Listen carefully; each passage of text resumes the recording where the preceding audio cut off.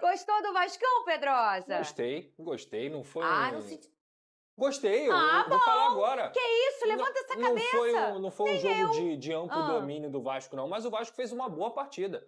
Se a gente for pegar os primeiros minutos, inclusive nos 15 primeiros minutos, a grande chance da partida foi o Felipe Coutinho chutando de fora da área e o goleiro do Sport fazendo uma bela defesa. A partir daquele momento ali, dos 15 até os 30, que foi quando aconteceu o jogo do Vasco, o Sport acabou dominando a partida. No sentido de ter controle, trocar mais passes, ser uma equipe que conseguiu, dentro da casa do Vasco em São Januário, ter um pouco mais de transição nessa troca de passes. Mas chances claras não tinha conseguido. Quem conseguiu a chance clara? Numa escapada do Nuno Moreira pela esquerda, cobrança de falta na área, o Lucas Piton cobra, o Garré acaba sobrando essa bola para ele. Eu fiquei louco porque eu achei que ele tinha que chutar, mas na verdade ele tá lá dentro do campo por isso, porque ele é mais inteligente do que eu. Ele cruza, o Felipe Coutinho participando de mais um gol na temporada, inclusive. Quero fazer um destaque aqui à parte. Felipe Coutinho está jogando futebol. Aquilo que aconteceu no ano passado ficou para trás. O jogador de 2025 é o jogador que o torcedor do Vasco esperava. Está jogando muita bola e está sendo um jogador decisivo para o Gigante da Colina em 2025. Só não mais decisivo do que Verratti, que nesse momento aí,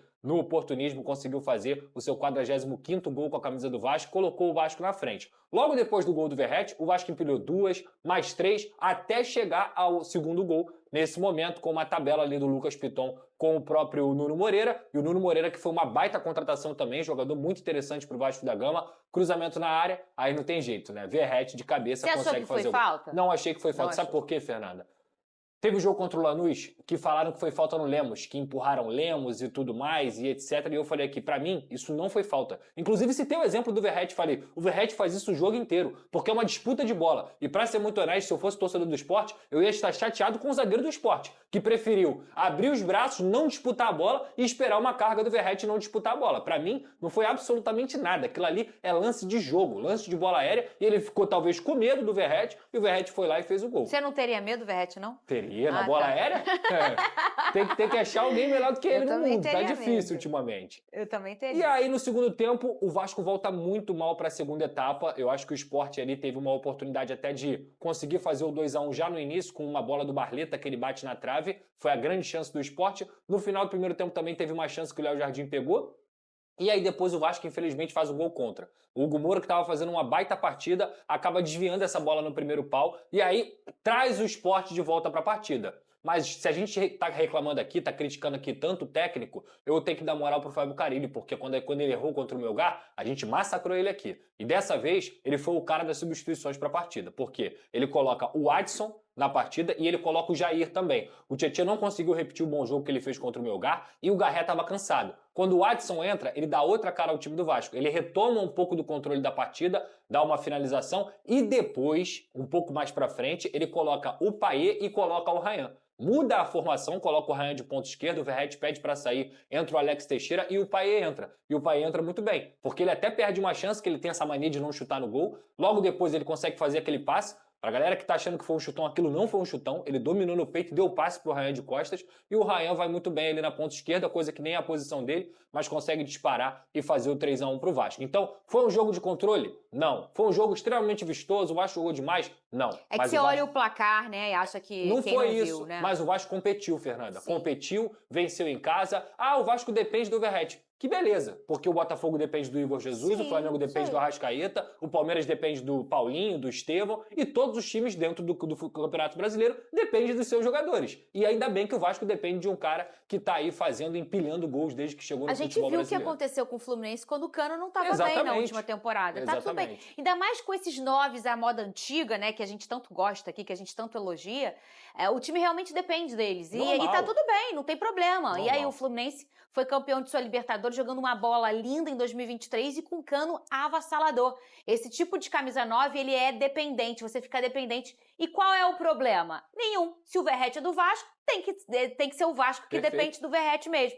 Quando faz o gol contra, e aí baixa a energia até das pessoas que estavam torcendo pro Vasco perto de mim, né? Eu falei, de novo, né? Vai acontecer o quê? O Vasco vai começar a puxar o freio de mão, fica com aquela cara de assustado, a irregularidade, né? Inconstância dentro de um jogo. E aí eu acho que o Carille mostrou, eu aprendi com o que eu mexi e não deu certo. Eu entendi que o Vasco é o time da virada, que o Vasco é um time que busca até o fim, não é um time que você vai ganhar de 1-0 e ficar fechadinho e o torcedor vai gostar. É personalidade, isso é cultura. E eu acho que ele tá entendendo o que é ser treinador do Vasco da Gama e isso vai ser aos pouquinhos. Agora, olha só, o Vene Casagrande, o Verratti entrou no top 20 dos estrangeiros com mais gols no Brasileirão. Ele se igualou ao Meu Louco Abreu e ao Tevez com 25 gols na competição e vai passar porque os dois já pararam de jogar e o Verratti tá aí voando. E eu queria saber de você, Vene, por que você acha que ele tá tão avassalador? Que me parece também que os números pessoais dele são os melhores. Até quando ele jogava na Argentina, ele tá com a média de gol, era 7 ponto alguma coisinha, tá um pouquinho, era 0,7 alguma coisinha por gol por jogo, e ele aumentou esse lastro aí desde que ele jogava na Argentina. É a melhor fase da carreira do Verratti na vida dele mesmo. Por que você acha que ele tá tão avassalador assim, Vene Casagrande, no auge dos teus 36 anos? 37 anos, Verratti. A gente estava falando aqui que o time depende desses jogadores que têm esse perfil camisa 9. Só que eles também dependem do time. O time precisa desempenhar para eles conseguirem fazer a bola chegar na rede. E o Verratti, ele já conseguia fazer isso, só que agora tem um grande diferencial. Ele tem melhores jogadores ao lado dele. Ele tem o Nuno Moreira, que chegou muito bem ao Vasco da Gama. Ele tem o Garré, que chegou muito bem. Ele tem o Adson, que entra no segundo tempo, muito bem, como o Pedrosa mencionou. O Coutinho ele tem voando, o Coutinho. Hein? O Coutinho está evoluindo por quê? Porque também tem a ajuda desses jogadores. Então, acho que isso justifica bastante. E você falou sobre o treinador do Vasco da Gama. A gente precisa mencionar que ele é um treinador extremamente experiente, gente. Ele é vencedor. Querendo ou não, ele já ganhou o Campeonato Brasileiro pelo Corinthians. Querendo ou não, ele ajudou o Santos a voltar para a Série A. Então, é um cara que entende de futebol. Óbvio, começou mal. Acho até que no discurso dele de entrevista coletiva, ele estava indo mal. Só que eu vi a entrevista coletiva depois desse jogo aí, acho que ele percebeu que ele estava indo no caminho errado e agora ele já está indo no caminho certo, elogiando a torcida do Vasco da Gama. Então é um treinador que precisa ter a moral também do torcedor para poder, enfim, ter a confiança, porque não adianta o torcedor só ficar criticando, vai chegar uma hora que o treinador também, ele pode, entre aspas, cansar. Eu acho que o treinador do Vasco da Gama, ele merece essa oportunidade, esse voto de confiança do torcedor vascaíno. E mais uma vez o grupo sai para comemorar junto com ele, Vene. A gente sabe que dentro do futebol, se o jogador não tá fechado com o treinador, nada dá certo. E o grupo do Vasco, independentemente da sua opinião sobre o Carille ou não, tá fechado com o Carille. Então, acho que tem que acreditar nesses jogadores porque são eles que entram em campo. E o Pedrosa trouxe aqui na semana passada. Ele pode talvez não ser agora a melhor opção pro Vasco, mas agora é. Porque você vai no mercado buscar, você já não tem tanta opção. E aí você começa um novo trabalho, se adapta, é outra preparação. O Caixinha que o Vasco da Gama tentou foi demitido hoje do Santos. Sim. Foi. Ou seja, não quer dizer que quando você escolhe um treinador, ele vai dar certo. Pois é. E o Caixinha, eu adoro o Caixinha. Então, torcedor vascaíno, quero a sua opinião nos comentários sobre Coutinho e Verratti, né? O quanto esses dois jogadores têm agregado no elenco do Vasco, né? Coutinho subiu muito de produção após a chegada do Nuno. O Garré ainda precisa entregar um pouco mais, ainda sinto que falta um pouco nele, mas o Nuno Moreira está jogando demais e subiu muito de qualidade o meio-campo do Vasco ali ao lado do Coutinho, né? Verratti está tendo muito mais oportunidade e fazendo muitos gols, aumentando mais ainda sua média de gols, tanto é que é o artilheiro principal da América do Sul. O grande goleador fazendo muito gols de cabeça, né? Uma arma aí que o Vasco tem para poder fazer balançar as redes dos seus adversários. Não esquece de deixar like, se inscrever no canal e ativar o sininho de notificações.